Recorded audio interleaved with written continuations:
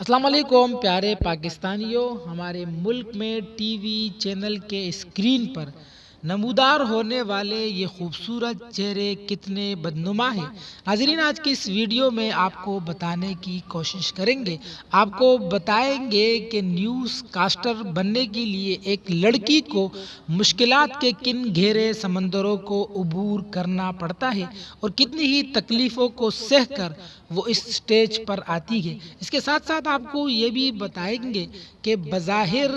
اچھائیوں کا لمبردار میڈیا ہمارے ملک میں کتنا غلیظ ہے۔ میڈیا کی یہ خوبصورت عالیشان عمارتیں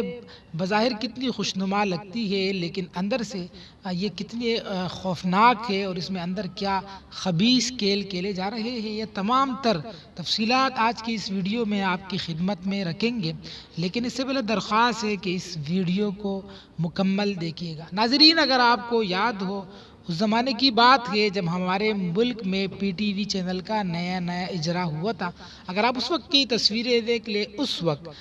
جب نیوز کاسٹر خاتون خبریں دینے کے لیے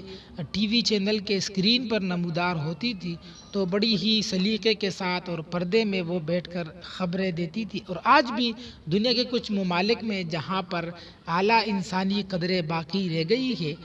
اس میں ان چیزوں کا خاص طور پر خیال رکھا جاتا ہے۔ ناظرین، ہمارے ملک میں ایک نیوز کاسٹر کو کس طرح اس کا سلیکشن ہوتا ہے۔ ناظرین، انٹرویو دینے کے لیے جب لڑکیاں نیوز کاسٹر بننے کے لیے آڈیشن دیتی ہے تو سب سے پہلے ان میں جن چیزوں کا خیال رکھا جاتا ہے تو اس میں ان کی خوبصورتی کا خاص طور پر خیال رکھا جاتا ہے، اور ایسی کسی بھی لڑکی کو میڈیا کی دنیا میں قبول نہیں کیا جاتا ہے جس کے چہرے میں کشش نہ ہو اور جو خوبصورت نہ ہو۔ ناظرین، اس کو قبول کرنے کے بعد پہ سب سے پہلے آپ نے دیکھا ہوگا، آپ کے سامنے آپ کی ٹی وی اسکرین پر جو لڑکی آپ کو خبریں سنا رہی ہوتی ہے، آپ ان کی خبریں سنتے ہیں تو اس میں جو بنیادی طور پر آپ نے کبھی غور کیا ہو، اس کے جو بال کاٹے جاتے ہیں وہ بھی ایک مخصوص سٹائل میں، جس جگہ سے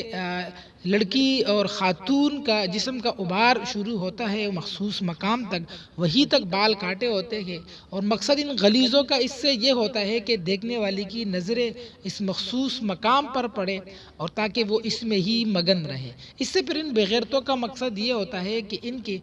ریٹیننگ بڑھے، اور ریٹیننگ کی چکر میں پھر ان کو زیادہ اشتہارات ملتے ہیں۔ ناظرین، اس طرح خوبصورت لڑکیوں کا سلیکشن اس لیے بھی کیا جاتا ہے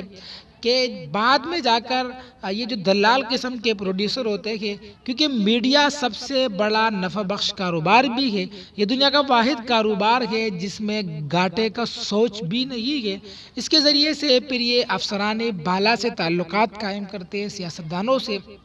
اور یہ بھی کوئی ڈکی چھپی بات نہیں ہے۔ ہمارے ملک میں یہ بات معروف و مشہور ہے کہ نیوز اینکروں کو اور نیوز کاسٹر کو ہمارے ملک میں انہی غلیظ تعلقات کے لیے استعمال کیا جاتا ہے۔ یہ لڑکیاں پھر جا کے سیاستدانوں کے بستر بھی گرم کرتی ہے، ان کی راتیں بھی رنگین کرتی ہے، یہ ملک کے بڑے بڑے سیاستدانوں، بڑے بڑے بزنس مین کے پاس بھی جاتی ہے، اور اس طرح ان لڑکیوں سے دنیا جہاں کے غلیظ مقاصد حاصل کیے جاتے ہیں۔ ناظرین، بظاہر ہمارے ملک کا میڈیا کتنا بڑا پارسا بنا ہوتا ہے، لیکن اندر سے کتنا غلیظ ہے۔ خاص طور پر میڈیا میں جو لڑکیاں آتی ہیں انہیں طرح طرح کی مشکلات کا سامنا ہوتا ہے، خاص طور پر جنسی ہراسگی، یہ تو ایک عام ہے۔ ہمارے ملک میں سب سے زیادہ یہ جو خبریں جنسی ہراسگی کے حوالے سے رپورٹ ہوتی ہے وہ پنجاب میں، اور پنجاب کے کچھ علاقوں میں، ملتان، لاہور وغیرہ میں، لیکن بات یہ ہے کہ میڈیا سے لوگ ڈرتے ہیں، ان سے پولیس ڈرتی ہے، وہ ان خبروں کو نہیں لاتا ہے۔ میڈیا اس ملک کا سب سے بڑا بدمعاش ادارہ ہے، اور اسی بدمعاشی کے آڑ میں یہ ہر قسم کے گھناؤنے کاروبار کھیلتا ہے، لیکن مسئلہ یہ ہے کہ اس کے خوبصورت چہرے ہمارے سامنے اسکرینوں پر یہ خوبصورت چہرے نظر آتے ہیں، اور جس کی وجہ سے ہم کچھ نہیں کہہ سکتے ہیں۔ ایک خاتون اینکر کو اور ایک نیوز کاسٹر کو یہ اس بات کا خاص طور پر پابند کیا جاتا ہے کہ آپ سے پروڈیوسر جو بھی کام لے گا آپ اس کا انکار نہیں کرو گی۔ اللہ تعالی ہمارے ملک پر رحم فرما دے۔